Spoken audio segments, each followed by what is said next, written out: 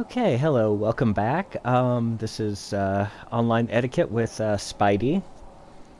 We are in a nice rainy Manhattan. We're in the Future Foundation suit.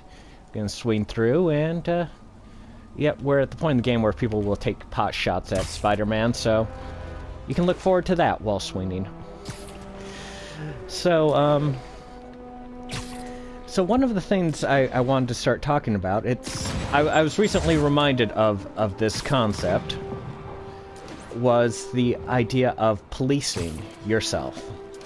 So the concept of it is actually very simple. It's the idea that you don't need someone looking over your shoulder like a teacher or a policeman or a games warden or whatever person in authority who enforces the rules, but that you can obey the rules, you know, even when nobody's looking. It's kind of the definition of integrity and those sort of things.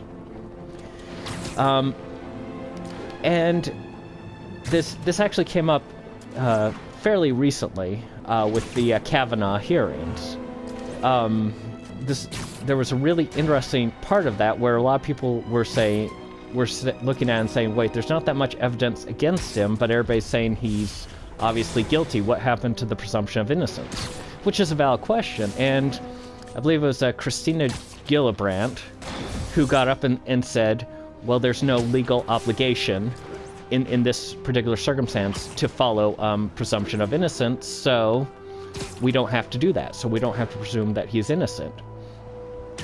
And that's kind of the opposite of policing yourself. Just basically, you know, saying, no, we don't have to do, we're not legally obliged to do this, so we don't have to do this. And so online, we run into that same sort of circumstances. We're not obliged to, you know, be polite. We're not obliged to, you know, say or do anything. So we won't do it. You know, there's no... You know, there are what you might call fighting words in real life. Words, you know, things that will get you beat up in a lot of circumstances if you were to do them. If you were to say something like that to somebody's face, you'd probably start a fight and get beat up.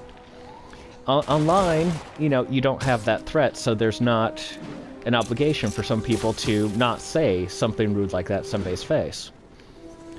So, yeah. And, you know, kind of the whole point is that, you know, despite the fact that you're not being forced to do something, you should still watch yourself, you should still police yourself, and, you know, say and do things in an appropriate manner. Now, offhand, I can think of 4 different ways that people generally police themselves. The first is kind of the, what would Jesus do type thing, and that's basically, regardless of your belief, this is pretty much how it works. You take somebody you hold in high standards, and you ask yourself, what is this person, if this person were in the same circumstances that I'm at, what would they do? Would they say something really mean and rude to somebody, or would they be nice and say something nice and friendly? And it's actually a pretty good metric to use to judge by what somebody else would do. It doesn't always work for everyone. For me, it's never quite worked because, you know, I start to think about it too much, so I think, well, this person probably wouldn't be online in this situation to begin with, so I'm not sure what they would do. You know, I overthink it, basically. So it doesn't work quite as well for me, but it works for quite a few people, and it's a good metric. And Christ is kind of, from the Christian point of view, he's really what everyone should aspire to be. And as such, it's very good to use him.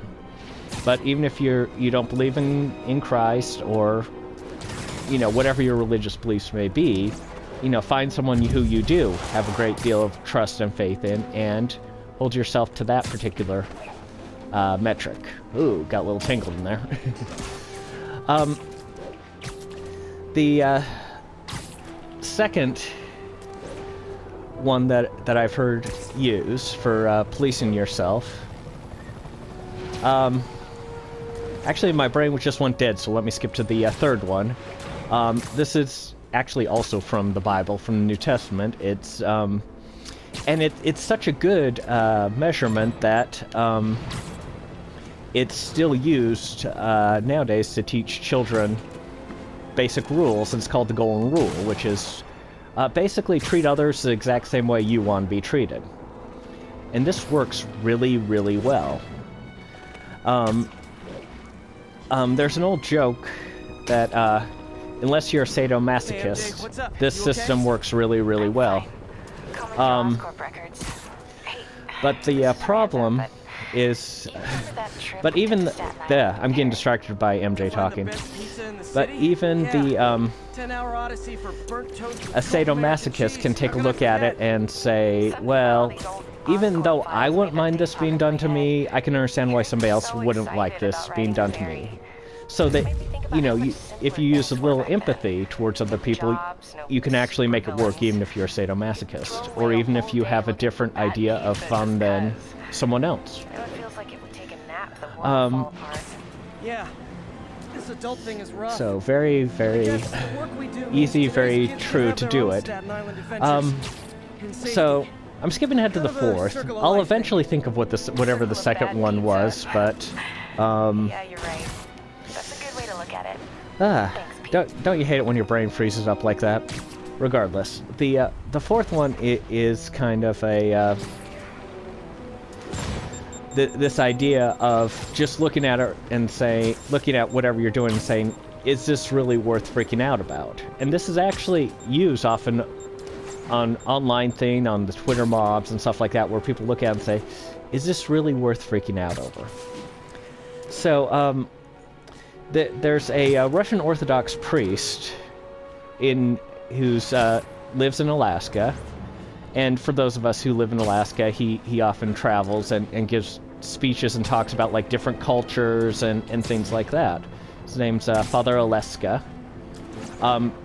He's actually really funny and really entertaining to observe, or if you go and listen to him speak. It's not just dry and boring.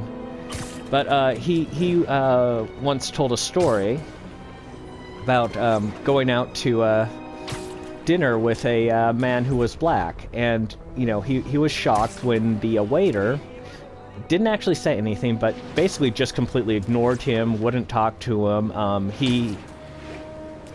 Father Oleska had to repeat the black man's order so that the waiter wouldn't take his order unless Father Oleska was saying it. And after the waiter left, Father Oleska was very, very angry about this. He doesn't like to see the blatant racism, and the black man, to his surprise, was just like, yeah, it's not that big deal.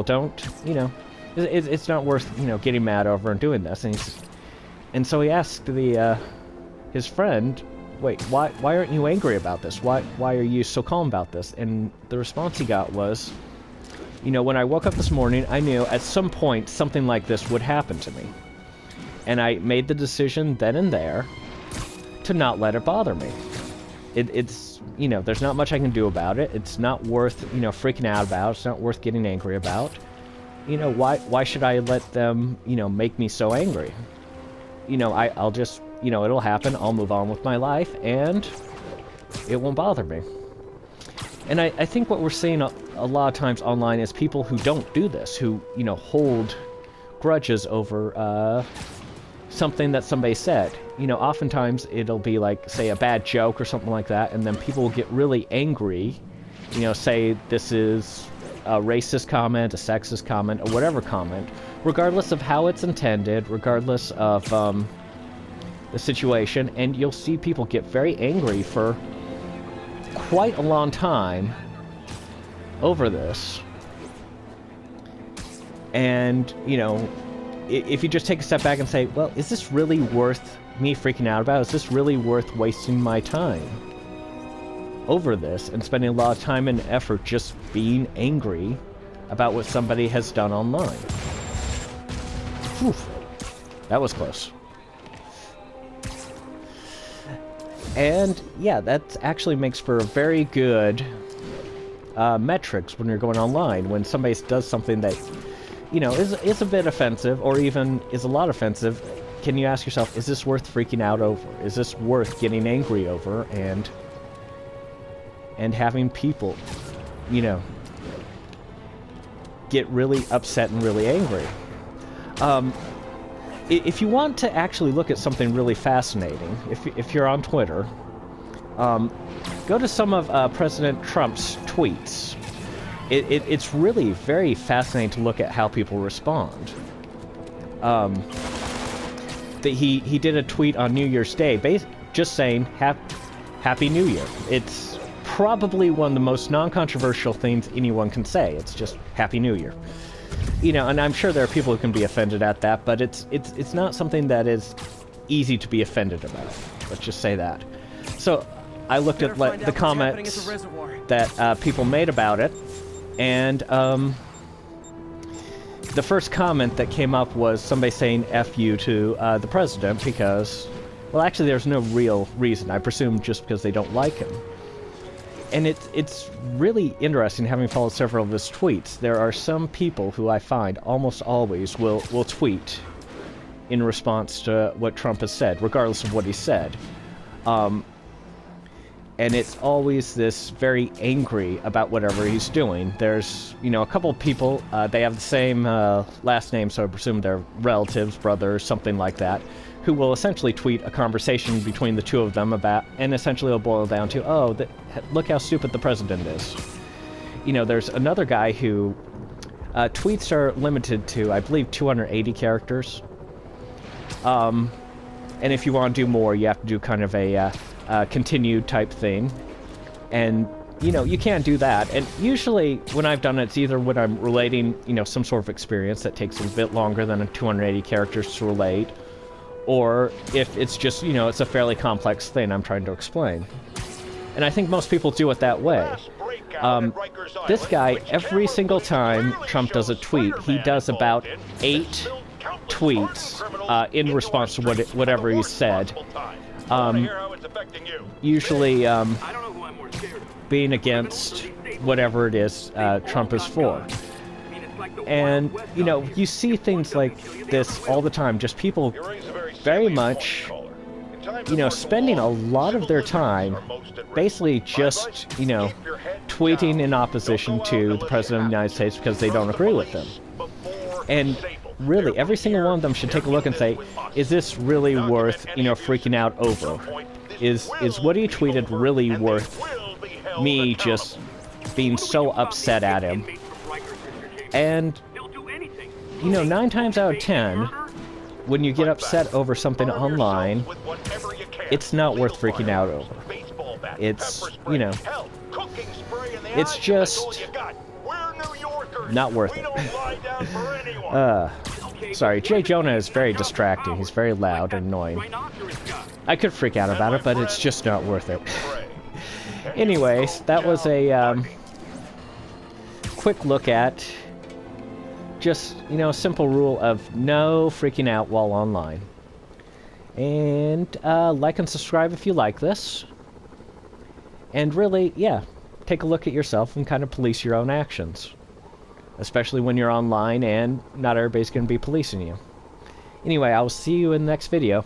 Bye.